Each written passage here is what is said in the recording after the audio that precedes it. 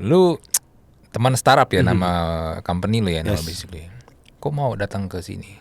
Kenapa tuh Mas? Kenapa emang? Kita kan sering dibilang katanya musuh startup. Musuh startup. Lulus dulu pengennya kerja di bank atau mau jadi PNS gitu ya. Iya. Sekarang lu tanya anak Gen Z ya, mungkin mostly mau jawabnya mau kerja di SCBD gitu. Oh gitu. biar bisa. Walaupun resikonya kena layoff ya. Mungkin ada beberapa, tapi tidak semua. Tapi kan yang pasti kan bisa konten ya. Oh iya sih. A day in a life with. A day in life, Itu iya. kan bisa. Karyawan lu Gen Z semua kan ya?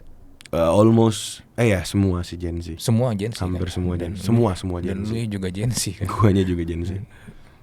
Itu kantor. Ada apa sih dengan Gen Z? Iya. Iya, suka mancing ya. Iya. Emang itu kantor aman bro, nggak chaos gitu, nggak ada drama. Chaos. Lu mungkin gak sih baru bikin mau hiring orang gitu? At least ngomong UMR aja. UMR sekarang gitu. UMR Bantul lagi. Nggak UMR Jakarta lah misalnya gitu ya. 4,5, 5 gitu misalnya. Bisa gak lu bayar 5 juta buat orang ketiga di tempat lu gitu? Karena menurut gua gak mungkin bisa. Pada ngakalin akhirnya itu, buka lowongan intern, Yang unpaid. iya kan? Bayarnya pakai snack. Iya, terus kerjanya ini full, malah kadang lembur.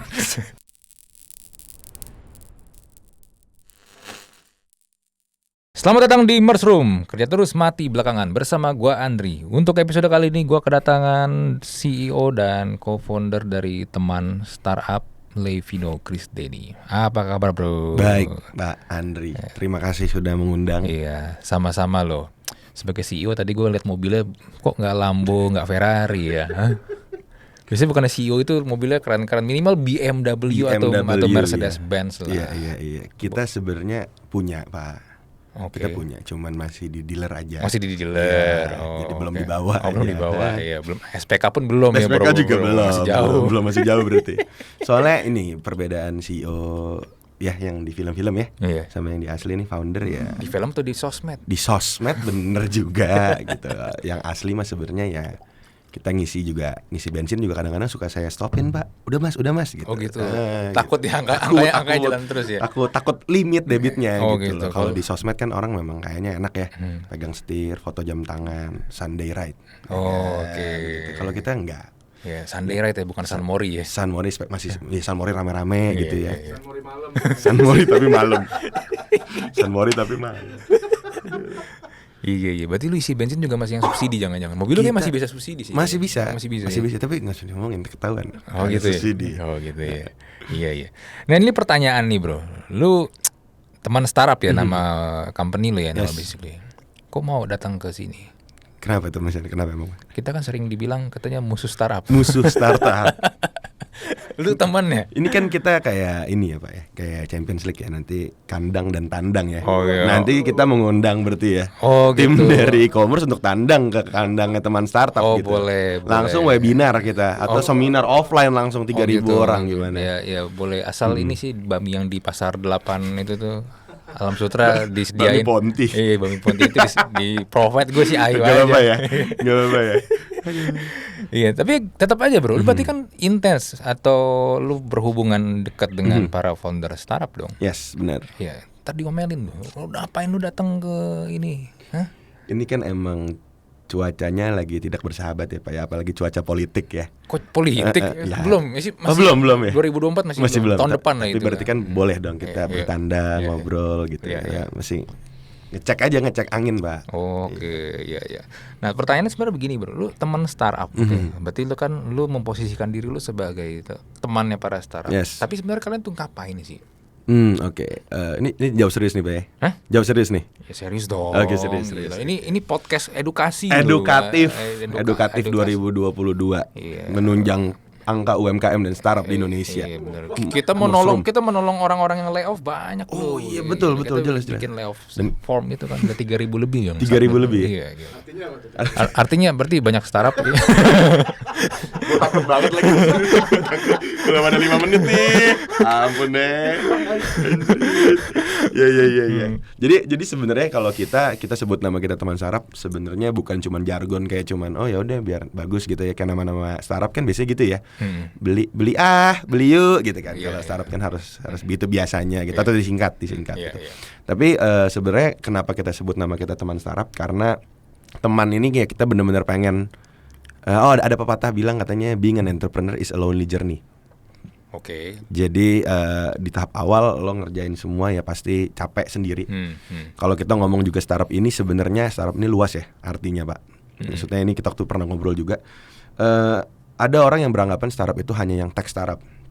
Oke. Oh, yang aplikasi apa gitu loh.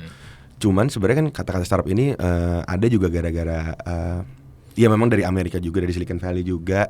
Kalau kita lihat banyak orang yang suka memberikan arti dari si startup ini, yang sebenarnya startup ini akhirnya punya banyak makna, yang ada beberapa makna nih, misalnya kayak yang scalable, terus atau yang baru mulai, atau yang mungkin berbau teknologi, atau yang mungkin di fundraise gitu. Tapi pada kenyataannya kan sekarang kalau kita bilang teknologi, ya sekarang kedai ayam geprek juga bisa jadi startup kalau di funding. Oh iya benar. Mereka pakai teknologi blockchain misalnya. Betul, kan, di belakangnya, ya kan? betul. Iya kan? Emang bayarnya pakai kripto. Iya, Bisa iya, Pak, iya. bisa. Iya, udah pakai Web3 itu.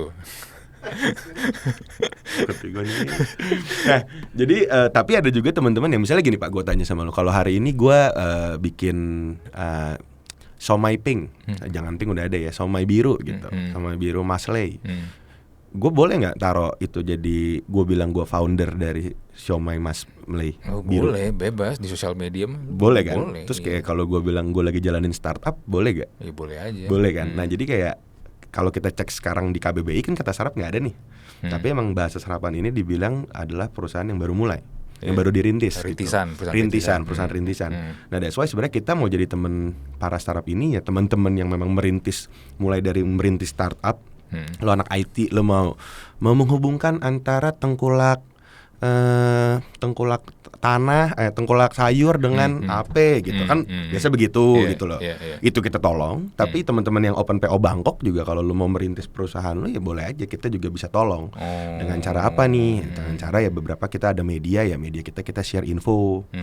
Kita ada beberapa lini lain lah, itu ada edukasi juga, ada event juga yang mungkin bisa membantu para teman-teman startup ini gitu untuk mengembangkan usahanya gitu. Oh gitu. Jadi sebenarnya intinya kan asal punya bisnis bisa dong dibantu.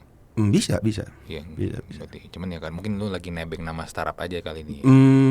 Betul, Oh, gitu. betul, Iya. tapi tidak juga Enggak gitu. juga. Iya. Jadi padahal kita tuh pakai nama ini tuh tahun 2020 awal lah ya. 2020 awal. 2020 awal. Namanya ya memang ya udah mulai common, tapi belum se-common setelah ada Netflix drama itu tuh. Startup. Iya. Namdosan, Han Ji Pyong, ya Iya, benar-benar. iya. Itu jadi kayak setelah itu kayak orang baru itu kita ngalamin peningkatan followers loh, Pak. Oh, gara-gara keyword itu ya? Daripada keyword itu kita sampai diundang ke TV ya. Oh, udah di TV. Diundang TV gara-gara nama kita teman startup gitu. Tapi menanyakan ke kita kayak, ngomongin startup ujungnya kamu tim Namdosan atau tim Han Ji Pyong gitu. Bisa TV. Ya TV lah ya mau Iya. gimana kan. Mereka kan entertainment jadi. Tapi maksudnya kayak banyak waktu itu kita ngerasa banyak sekali harusnya narasumber yang lebih valid lah dibanding gue waktu itu gitu. Waktu itu kita juga baru mulai ya, tapi karena keyword teman startup itu ya masuklah gitu. Oh, berarti lo pas lagi di TV pakai kaos itu gak? CEO, founder, mentor. Kayak Han Ji Pyong gitu, Dia pakai mentor kan? bajunya cuma satu dia, Pak. Itu doang, Oh, belum iya. banyak. Iya. Han Ji Pyong Iya. mentor. Iya benar sih. 12 lagi kan, minimumnya 12 kalau nyablon. Iya. Biar dapat Kreatif foto di Korea digital sablon kan cuma butuh satu kan, nggak butuh 12. Bener, bisa, Iya, satu doang. Bisa, iya benar. Oh jadi itu, oke, iya. Ya sebenarnya keyword yang bagus sih ya buat bisnis lu sebenarnya. Iya betul. Iya. Jadi gue mungkin bisa dibilang kayak tidak perlu menjelaskan apa sih sebenarnya yang lo kejar dan siapa sih target market lo ya. Dengan dua nama tersebut, teman startup udah lumayan catchy untuk lo temennya para startup yang orang udah ngerti temen itu artinya apa. Startup itu juga udah tidak tanpa gue harus jelasin gitu. Iya. Tapi gini bro, kenapa lu aja yang bikin startup aja? Gimana? Kenapa nggak lu aja yang bikin startup kenapa aja? nggak gue? Iya, kenapa lu harus bantu orang gitu? Karena kan mungkin lu punya knowledge-nya, ya kan. Misalnya lu bikin startup lu sendiri deh. Ya. Oke. Jadi sebenarnya awalnya juga kita berangkat ini dari gua berangkat ini dari sebenarnya gua mau bantu usaha keluarga gua. Dimana sebenarnya Gue banyak membantu perusahaan tersebut banyak membantu teman-teman UMKM, bisnis dari bisnis kecil dan bisnis menengah dalam segi financial.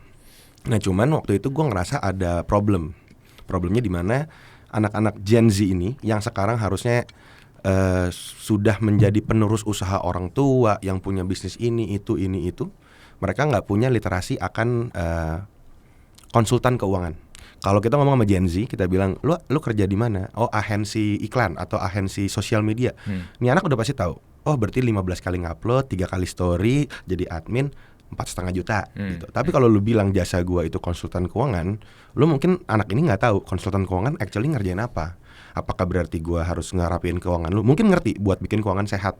Tapi as in scope of work-nya apa aja itu mereka nggak ngerti. Nah, that's why waktu itu gua berpikir, gua sebenarnya cuma pengen membuat new brand buat si perusahaan ini, perusahaan awal tadi ini. Apa sih nama yang paling catchy waktu itu? Ya gue berpikir ya karena kita ngebantu startup UMKM ya kita pakai nama teman startup. Actually itu awalnya. Gitu. That's why sebenarnya gue memang tidak ada tujuan untuk membuat startup gitu. Iya. Financial tadi berarti sebenarnya financial pada dasarnya. Awalnya. Kenapa nggak ternak startup gitu namanya? Resesi 2023 gitu. Kita ketemu lagi setelah pesan-pesan berikut ini. Dan e-commerce katanya udah mau ganti nama ya? Hah?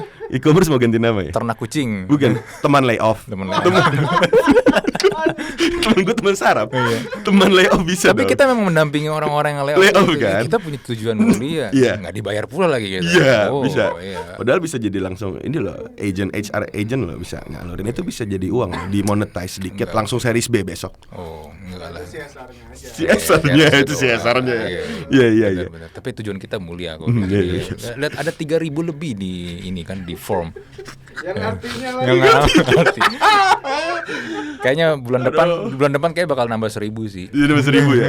Emang kira-kira siapa tuh Pak yang bakal naik tuh? Ya nanti kita lihat lah siapa lah ya. Lihat di story aja. Lihat di story aja lah. Iya. Oke, berarti itu memang alasan lu. Jadi sebenarnya lu nggak mau bikin startup sebenarnya ya? Sebenarnya gue jawaban apa ya? Gue kuliah jurusan S1 tuh bisnis sebenarnya. Iya. S1 bisnis. Di kampus gue S1 bisnisnya tidak ngomongin tentang startup. SN ngomongin tech startup yang kita ngomongin fundraise, traction. Kan kuliah kan gitu, mata kuliah udah ketinggalan. Gak ada kan. Iya. Nah, kita nggak diajarin tuh namanya fundraise, terus nanti IPO, terus nanti ternyata. Nah itu kita nggak diajarin. Gitu. Jadi kita cuman diajarin bisnis. Jadi sebenarnya mindset gue adalah ya gue pengen punya bisnis waktu itu. But then ya memang karena ada tren, ya bukan tren, maksudnya memang sekarang banyak sekali minat yang tinggi. Yang gue bisa bilang startup ini udah menjadi lifestyle buat anak Gen Z. Either lo kerja di startup atau lo mau bikin startup, itu udah melebihi mungkin zaman dulu gitu. Mungkin zaman abang gue lulus dulu pengennya kerja di bank atau mau jadi PNS gitu ya. Sekarang lu tanya anak Gen Z ya mungkin mostly mau jawabnya mau kerja di SCBD gitu. Oh gitu. Walaupun resikonya kena layoff ya. Mungkin ada beberapa, tapi tidak semua. Tapi kan yang pasti kan bisa konten ya. Oh iya sih. A day in a life with. A day in life. Itu kan bisa. Terus apa klosetnya canggih gitu Klosetnya ya. canggih. Tombol-tombolnya banyak. Ada pemanas. Iya, benar-benar. Kalau mau beli itu murah loh. Gua kemarin pas lagi nyari kloset tuh ternyata enggak mahal-mahal banget. Iya.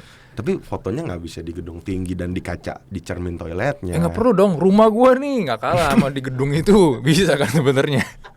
Iya dong, bisa beli sendiri loh. Ngapain lu repot-repot? Ngapain ya harus kerja ya? Ke kantor, iya kan. Iya sih. Iya. Tapi nggak bisa main biliar di lantai 8. Main di ini aja di handphone ada kan. Ball. Lagi nonton gini kan matanya. Handphone gini. Aduh. Iya kan nggak perlu, sekarang itu nggak perlu. Nggak perlu punya ya. Nggak perlu punya kan punya. Di handphone bisa. Udah ada sebenarnya. Bener. Iya kan. Lu nggak perlu jadi Avengers, gamenya udah ada di handphone. Bener. Buat apa sih repot? Bahkan sudah ada game buat bikin startup.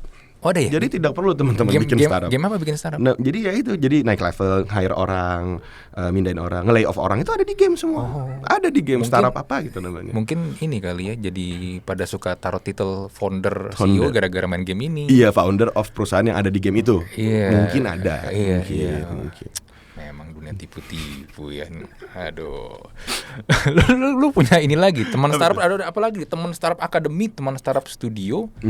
Ini apa lagi nih? Jadi sebenarnya teman sarapnya itu kan media Pak. Cuman kita ada beberapa lini baru lah. Dimana kalau misalnya kita ngonten doang, kita sering ditanya kayak, so actually how do you really help di startups? Iya, kayak gue juga liat itu lu banyak ngonten kayak komedi situasi gitu akhirnya di kantor lu. Iya, Iya iya, kan? Iya kan? benar.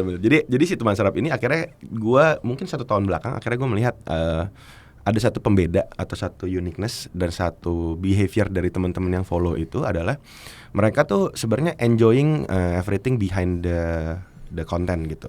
Apa yang terjadi di kantor. Misalnya kayak waktu itu kita lagi meeting. Ya karena ini kita ngomong nggak di semua startup ya Pak ya. Ini kan di startup. Kalau kita ngomongin di tempat gue, balik lagi ya mungkin semi agency, semi media. Mereka nyantai nih di kantor, mereka bisa tidur siang, mereka kerja sambil tiduran, tengkurap gitu, terus lagi meeting kakinya diangkat gitu. Meeting Lagi- kakinya diangkat. Weekly meeting kakinya di sini gitu. Dia yang lagi present ini jadi gitu. Dia juga nggak sadar. Kita videoin, orang tuh seneng gitu loh. Maksudnya kayak ngerasa relate. Relate karena pengen juga kayak gitu sebenarnya. Bukan, atau apa? mungkin bukan pengen, tapi itu mungkin kayak oh di kantor gua nih buat teman-teman yang punya media juga atau punya agency atau punya small business, di kantor dia juga sesantai itu gitu. Sampai angkat kaki kantoran juga ada. Ada. Mungkin ya. Gua Coba nggak dong tahu. di komen itu Apa deh? yang punya kantor bisa angkat kaki pas meeting tuh. Gue penasaran kantor. Angkat kaki sendiri tapi ya, Iya, dan angkat angkat kaki orang Iya. susah. Iya. Nah itu ya mereka seneng gitu. So dan akhirnya si teman sarap ini karena namanya teman, oh gimana kalau kita menurunkan tingkat seriusnya. Kalau memang mau jadi teman, apakah lu kalau temenan sama orang lu bener-bener tiap hari datang serius kan enggak.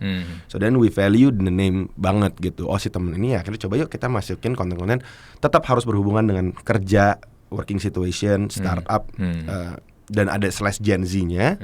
Kita masukin nih ke konten. Turns out memang mereka seneng gitu loh dengan konten-konten itu. Misalnya kayak yang sitcom itu kan karena target kita Gen Z, kita bikin situasinya di kantor. Tapi ini kan sitcom ini kan dulu zaman-zaman gua SMP kali ya, yang Ojan dan sebagainya gitu, yang kita river bercandaannya.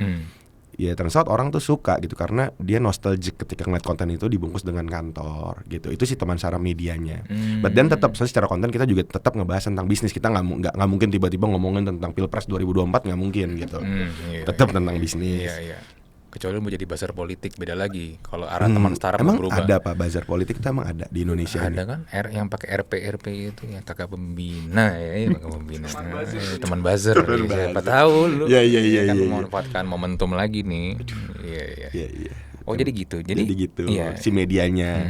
But then ya kita akhirnya ngelihat oh kalau orang bener-bener datang, gua pengen, anggaplah kita sebut target market kita paling banyak entrepreneur. Mereka yang baru pengen jadi entrepreneur. Apa Entrepreneur. entrepreneur? Jadi sebenarnya dia belum entrepreneur karena dia belum mulai. Oh, oke. Want to be entrepreneur gitu. Pengen jadi entrepreneur. Dengan segala konten-konten ya. Maksudnya gue tidak menyalahkan siapapun konten creator yang membuat konten tentang ini. But then ini sudah menjadi satu lifestyle mungkin ya buat teman-teman kayak saat gue lulus ya gue pengen juga nih punya 10 miliar pertama gue juga mau nih foto di mobil, gue punya usaha gitu. Jadi ya itu udah jadi, kita sebut mereka tuh entrepreneur gitu. Mereka mau mulai usaha mereka. Nah jadi pas kita lihat problem selanjutnya apa, entrepreneur ini ketika dia sudah consume konten kita, berarti kan kita memberikan mimpi dan edukasi yang memang dalam bentuk konten doang gitu. Tapi mereka kok kita nggak bantu terus nih, karena sering banget yang masuk inquiries kayak, lu mau nge-mentorin gue? Lu mau nggak mentoring gue gitu?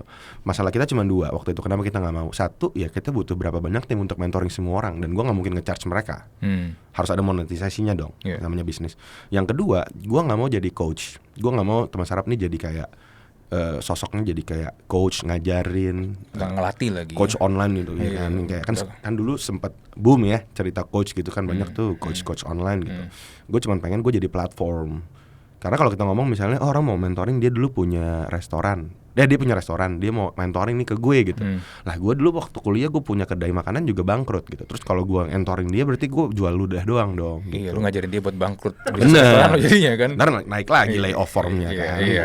Nah makanya gue bilang 3001 ya. Nama satu. Dia tadi. Dia.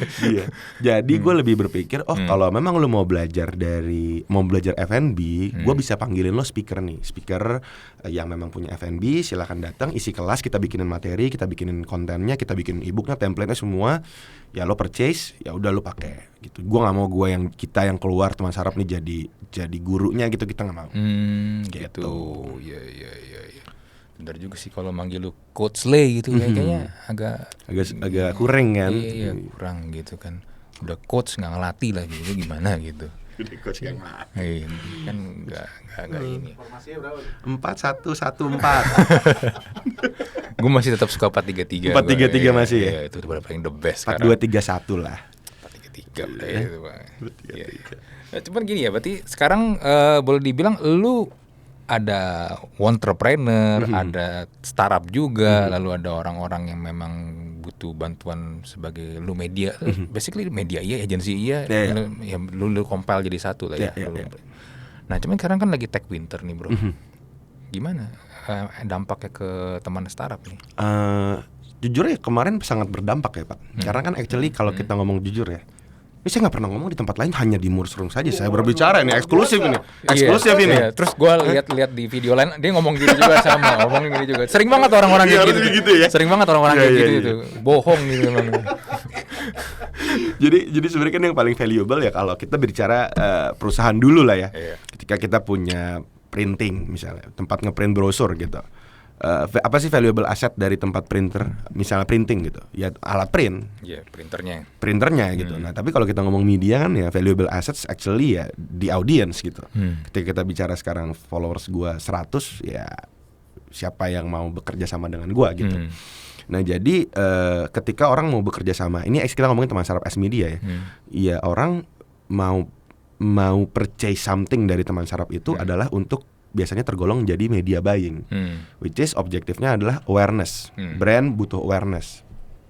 Tapi lu bayangin waktu kemarin lagi tech winter Pak, ya jangankan biaya untuk media buying, budget untuk awareness ya untuk bayar gaji pegawai aja nggak bisa, dan ya itu sangat berdampak buat kita gitu. Itu sih lu gimana kan jadinya pasukan lu jadi kurang kan? Nah kebetulan memang kita sudah ada yang ketiga tadi Pak, yang tadi lo sempat sebut di awal, kita ada si teman sarap studio ini. Dan actually akhirnya kita udah siapin itu sebelum tech winter. Jadi kayak kemarin target market kita media tetap berjalan. Ya kalau kita ngomong media simpelnya mungkin buat teman-teman yang belum paham, jadi sebenarnya media dapat duit dari mana, cara kerjanya gimana ya. Ya media itu kan ya kayak lo di TV ya dia jam 1 infotainment, jam 2 berita bola, jam 3 apa gitu. The show must go on gitu. Tapi tidak ada yang duitin tuh. Nggak ada yang sponsorin gitu, nggak ada yang mau ngiklan gitu. And actually ya itu kita tetap jalanin si media, but then kita sudah tahu target marketnya akan geser ke teman-teman yang actually really butuh bantuan di bagian service. Yang akhirnya masih ngontek kita itu udah bukan sarap kemarin. Sarap tech, maksudnya biasanya yang ngontek ke kita untuk awareness ya sarap gede lah ya. But then waktu kemarin ini yang waktu winter ya sampai sekarang pun akhirnya masuk yang konvensional. Konvensional malah yang masuk. Konvensional masuk. Misalnya let's say kayak dia Maklun kosmetik. Dia tahu target market kita orang-orang yang mau berbisnis, si entrepreneur tadi. Ketika gue bikin aktivasi sama lu, ya gue bisa menawarkan jasa gua ke si entrepreneur ini yang mau bikin brand kosmetik gitu. Jadi ya kita udah siapin si teman sarap studio tadi. Actually jadi kita bisa shift budgetnya si klien dari yang awareness jadi ke let's say kayak marketing, sosmed atau engagement atau mungkin ke sales gitu. Jadi kita tertolong dengan adanya si academy dan juga si teman sarap studio itu gitu. Lu memang udah mempersiapkan, lu udah tahu bakal terjadi winter tech di tahun ini atau memang ya lu emang punya planning aja gitu? Sebenarnya sudah masuk di plan, tapi belum due date lah kasarannya, belum harusnya dijalanin gitu. Tapi melihat data, kita melihat berita, apalagi di story e-commerce juga ya gitu kan. Setiap Senin pagi Firmo ngering ya. Sakit kepala saya. Kalau orang takut di layoff, saya takut pada nggak bayar itu invoice saya. Jadi kita udah ngelihat, maksudnya kita ngeliat data juga ya, laporan keuangan apa segala macem. Ya kita sampai analisa gitu. Bahkan kita bukan sampai laporan keuangan, maksudnya kita menganalisa dari pintu masuk si media yang konteks si tim kita ini. Kita bikin bener-bener analisa data kayak yang kontak kita tuh siapa, industri apa, apakah termasuk ke tech startup atau bukan. Nah itu kita lakukan tiap bulan. Jadi kalau kita lihat udah angkanya makin turun ya itu dari saat waktu itu kita pikir ini harus dijalanin sekarang. Karena kalau enggak ya bye gitu. Masuk saya di e-commerce list tadi. Iya. Ya kan? Lu nge-lay off diri lu sendiri. Nge-lay off ya? diri saya sendiri. Tapi saya bukan startup, berarti nggak bisa masuk dong. Iya juga sih. Ya. Harus ada aplikasi sih. Harus kalau ada startup. aplikasi. Itu dia yang susah. Harus series E lagi. Iya. Nah, cuman gini bro, lu kan akrab dulu. Dulu kan banyak ini ya teman startup banyak ini ya handle startup. Apa sih yang menurut lu kenapa ini terjadi gitu Wintertech sekarang untuk startup ini? Oke. Gua kayaknya bukan orang yang tepat dan yang layak untuk ngomong hal ini. Iya, tapi kan lu banyak interaksi sama mereka kan. Tapi ini berarti opini gue ya, Ya, opini personal lu. opinion gue Iya, yang iya. mungkin salah. Kalau menurut gue sebenarnya ada beberapa, maksudnya gini, kalau dulu kita ngomong startup mungkin tujuannya adalah gini. Yang gue lihat dari teman-teman yang follow kita sekarang adalah target mereka itu untuk bikin startup. Kita ngomong startup ya, bukan UMKM ya. Target titik pertama mereka itu adalah untuk gue menerima funding. Gue menerima pendanaan. Jadi ketika misalnya gue ya teman startup menerima pendanaan dari venture capital A gitu, sebesar berapa juta dolar, itu udah menjadi salah satu bucket list mereka. Gitu. Jadi kayak itu di titik satu yang gue kayaknya bisa dikatakan sukses gitu. But then sebenarnya itu kan kayak bukan tujuan lo sebenarnya. Actually ya at the end of the day business still business ya, lo harus profit gitu. But then game yang terjadi selama ini ketika sudah enak terima pendanaan tersebut, diputerin lagi dengan expense yang ada, dengan budget marketing yang besar, hiring gila-gilaan, ya turns out akhirnya sadar nih si pemangku kepentingan ini nih sadar kalau at the end of the day ya, kita nggak bisa untung gitu, kita nggak bisa pakai game ini gitu. Jadi ya kalau ditanya alasannya kenapa, ya karena dana si venture capital ini ya nggak tahu yang mana ya, maksudnya dari sumber yang mana di stop, ya akhirnya semua yang tadinya gamenya kalau abis dia fundraise ya sekarang udah tidak bisa fundraise gitu. Itu baru turun tuh kan ke layoff, transaksi turun, sampai kalau teman-teman ngerasa ya sampai lu ngelihat sekarang udah nggak ada voucher lagi kalau lu mau pesan makanan online gitu loh. Ada tapi dikit banget. Ada 90% tapi diskon, maksimalnya 1.000. Beli gorengan aja nggak cukup cuy sekarang. Iya, tapi abangnya masuk parkiran bayar lagi 2.000 kan. Makanya kan. Itu dia. Ya itu kan dampaknya akhirnya efeknya ke sono gitu. Cuman ya pada dasarnya karena mereka sudah tidak bisa fundraise lagi gitu. Iya, lucu sebenarnya bisnis itu tapi nyari itu kan basically fundraise ya. Nyari dana kan. Dari dana Sumbangan. kayak panitia kampus. Kayak panitia kampus. Jual risol. Iya, jual risol. Ngamen ke itu. Iya. Dulu di kampus dulu tuh ngamen ke Danau Sunter tuh yang Sunter Ijo itu tuh yang banyak kalau malam kan tuh yang iya kan banyak ngamen. Iya benar kayak begitu. Fundraise itu kan definisi fundraise sebenarnya itu kan. Iya. Galang dana. Nyari dana, galang dana, bener. Iya sih. Ya emang udah pada dasarnya mindsetnya salah ya kalau gue bilang ya. Karena bisnis tapi fundraise gitu loh. Menurut gua sebenarnya gini, kayak kan ada success story-nya nih. Iya. Ada success story-nya dong. Kalau ada. kita nggak bisa pungkiri ya, ada success story-nya. Biasanya dulu kalau orang kan ceritanya biasanya dari garasi, dulu berempat, sekarang sebesar apa gitu. Karena fundraise ini gitu. Iya, akhirnya kan wajar ya kalau ada satu pintu yang berhasil gitu. Kalau sekarang hari ini ada anak pemain bola Indonesia yang hari ini main di final Liga Champions, semua anak yang nonton Liga Champions hari ini ya semua mau jadi pemain bola gitu. Iya. Tapi 9 dari 10 anak jadinya ya cuma di SSB doang gitu. 9 dari 10 anak. Cuma satu. Kalau 10-10-nya jualan jus. iya akhirnya Bisa juga. Iya kan Nggak bisa. Enggak semua, bener. Ya, tapi ya ini yang terjadi. 9 tadi yang kita bahas tadi gitu. Cuma mereka mungkin lupa sih kalau menurut gua ya. Ya memang benar ada fundraise, tapi kan yang tadi lu bilang di garasi itu kan akhirnya menjadi sebuah perusahaan yang profitable. Iya. Iya kan. Tapi karena game, kalau menurut gue ya beberapa kali gue in contact ya, gue ngobrol, gue ngikut seminar apa segala macam ya, karena gameplaynya Pak, dalam artian let's say ya pasti ada kompetisi ya. Misalnya kita mau bilang, oh gue nggak mau bakar duit gitu, gue nggak mau fundraise, gue mau untung aja gitu. But then lu punya kompetitor yang sama, customernya yang satu dikasih cashback 100.000, lo enggak gitu. Lu bilang gue nggak mau bakar duit karena gue mau bikin sustainable company, ya nggak bisa juga. Lo kalah sama sebelah. Lo udah diterima pendanaan fundraise dari orang, ya orang yang ngasih dana kan akan menuntut lo secara transaction lo. Nih kok GMV segini doang gitu. Ya you do everything kan akhirnya untuk you burn money gitu, untuk naikin itu semua gitu.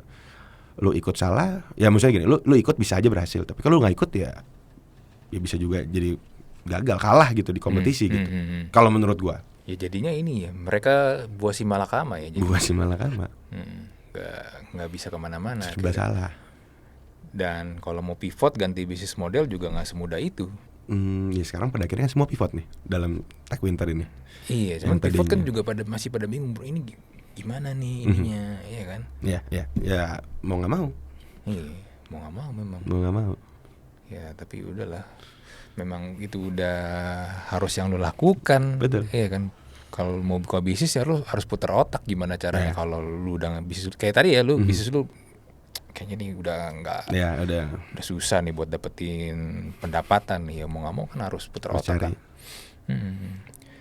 Tapi bro, lu karyawan lu Gen Z semua kan ya?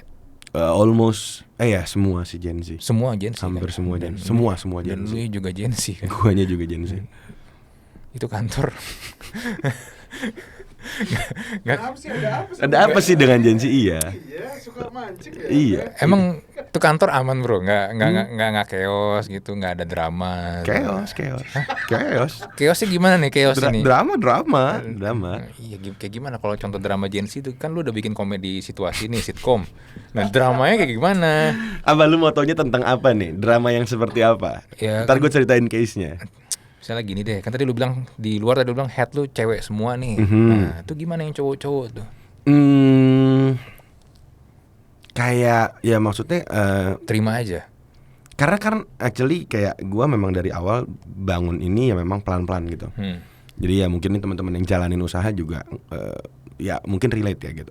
Waktu gue sama partner bikin ya, lu mungkin gak sih baru bikin mau hiring orang gitu, at least ngomong UMR aja, UMR sekarang gitu. UMR Bantul lagi, nggak UMR Jakarta lah misalnya gitu ya, 4,5 5 gitu misalnya.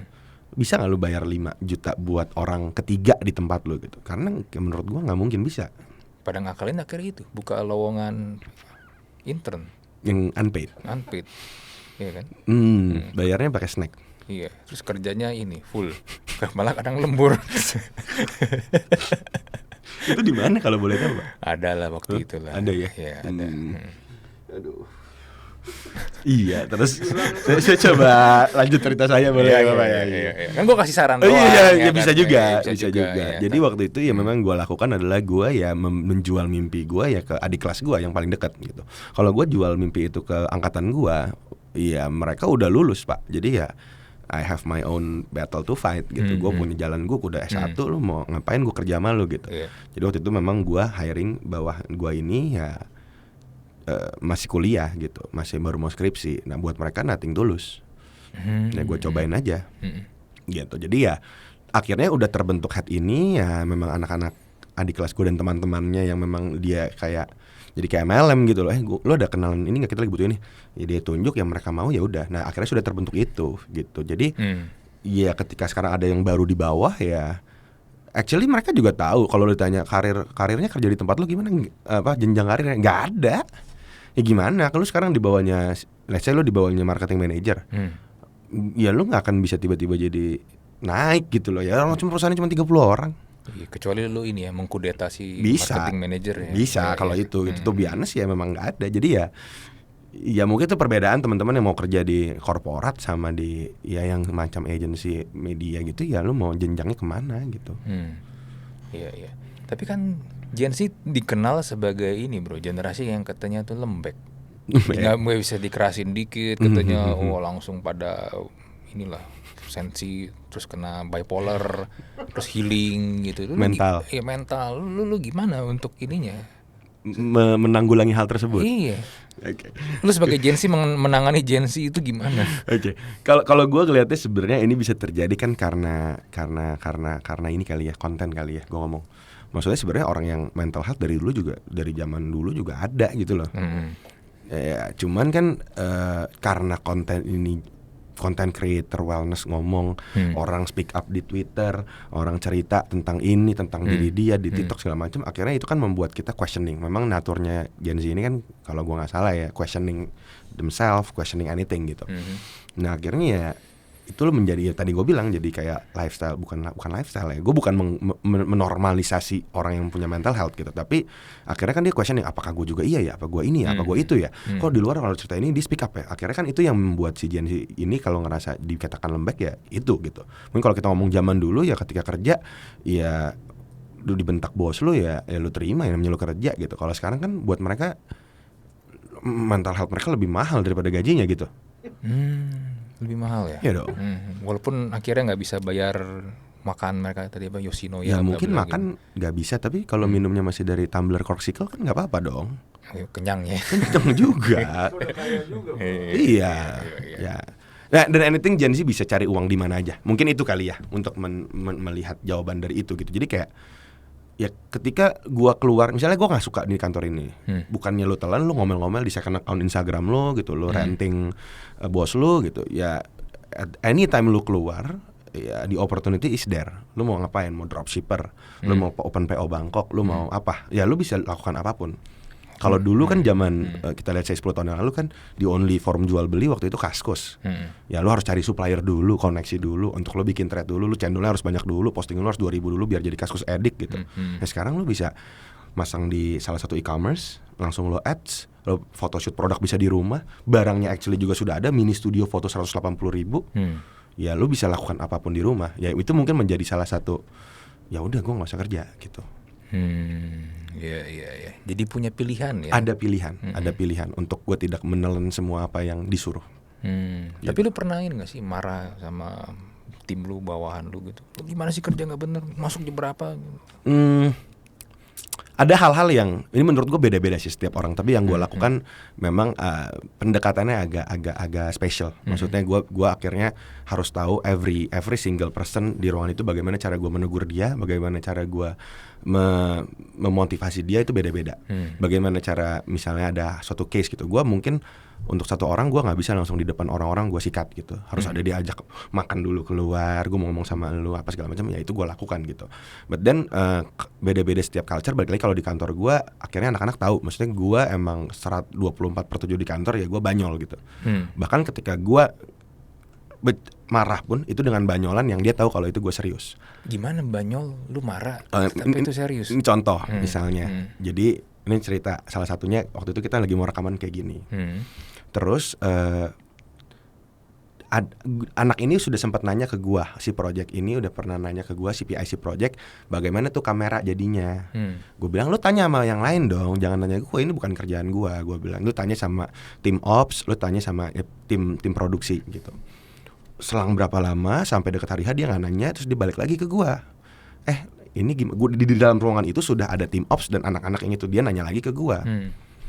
Akhirnya gue teriak, gue bercandain, gue bilang, jadi kalau urusan kamera gue juga nih, gue juga nih, gue yang buka ruko, gue yang angkat pintu, gue yang nyapu, gue juga yang ngurusin kamera. CEO nih gue gituin. Tapi ini anak tahu kalau itu suatu teguran, yang ditegor itu 5 menit setelah gue marah itu ketemuin si anak ini untuk yuk kita urusin masalah kamera tadi.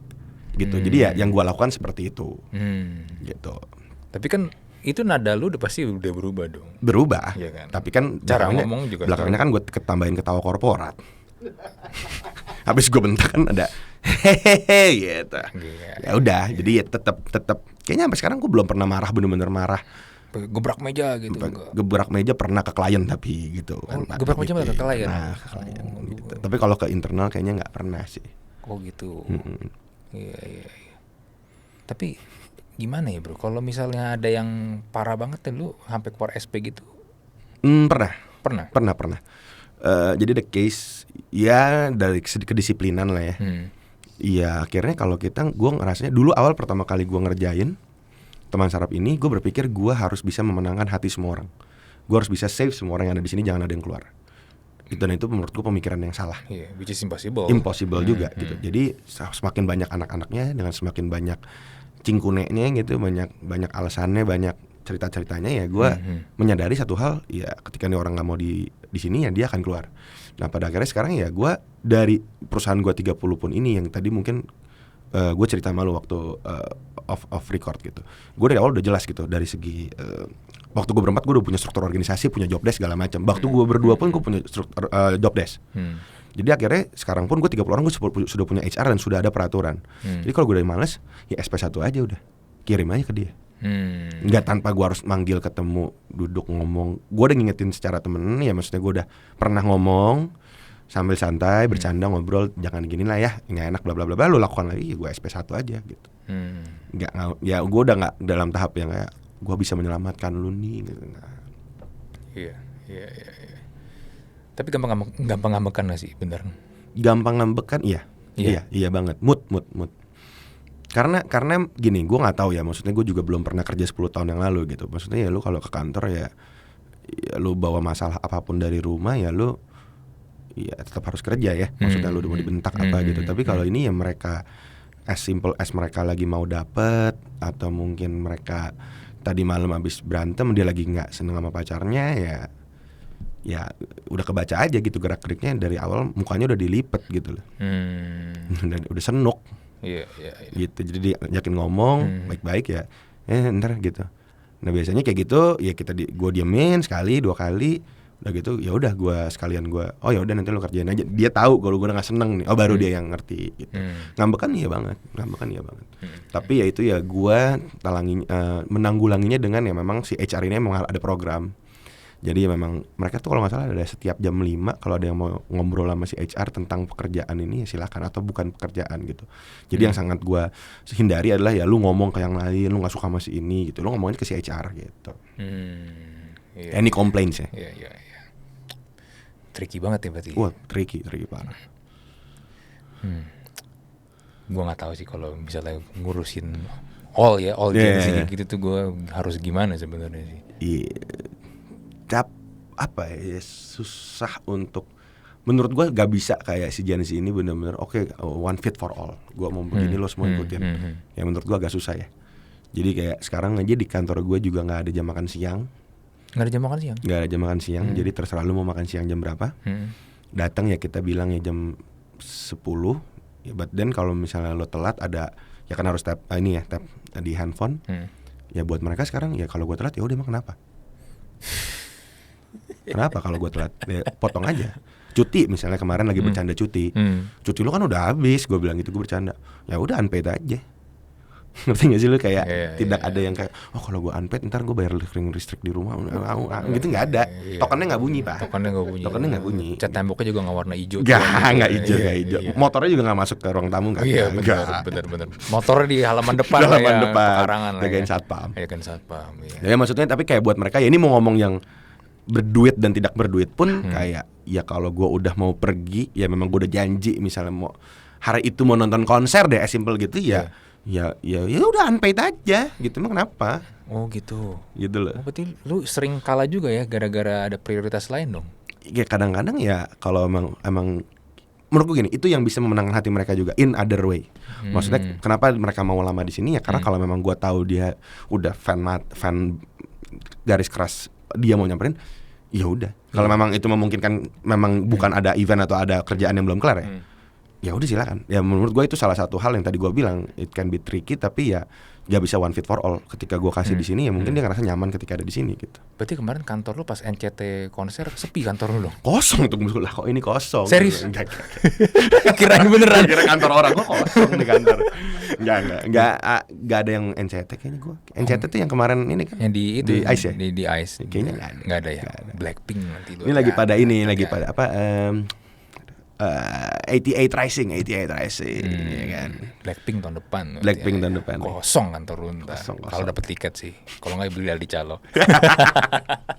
Aduh. Iya. Oke bro, seru banget ternyata ya menjalankan bisnis seperti lu ini ya, tantangannya. Tapi gue salut sama lu as a Gen Z, maksudnya lu inilah ya mau belajar dan berusaha, terutama menurut gue paling berat adalah memahami tim lu itu tuh yang PR sih, ya kan, which is not easy ya. Ya tapi mudah-mudahan sih bisnis lu ini ya masih tetap bisa sustain dan bisa bantu. Tadi kan lu bilang ya lu mau ingin membantu orang yang memang pengen jadi buka bisnis ya, pengen jadi entrepreneur ya. Mudah-mudahan sih emang misi lu bisa membantu banyak orang nih tanpa lu perlu menyelipkan titel coach ya. Coach. Coach ya. Oke bro, thank you banget Thank ya you. buat ngobrol-ngobrol ya bro. Sekali Thank you, Bro lagi Andri. kita tutup dulu lah ya untuk Mushroom episode kali ini. Gua Andri dan Levino dari teman startup. Mohon pamit. Kita jumpa lagi di Mushroom episode berikutnya. Bye. Bye.